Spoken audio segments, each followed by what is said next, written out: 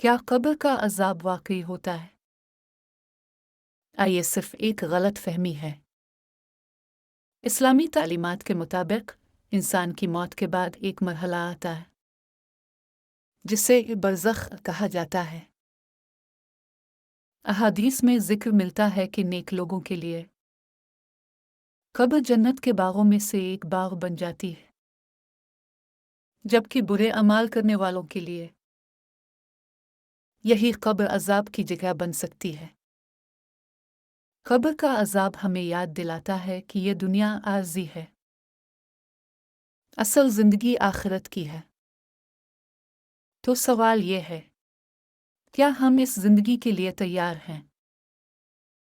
मज़ीद informative video देखने के लिए हमारे चैनल को सब्सक्राइब करें और फॉलो करें और नोटिफिकेशन को ऑन कर दें ताकि आने वाली हर वीडियो आप तक पहुंच जाए।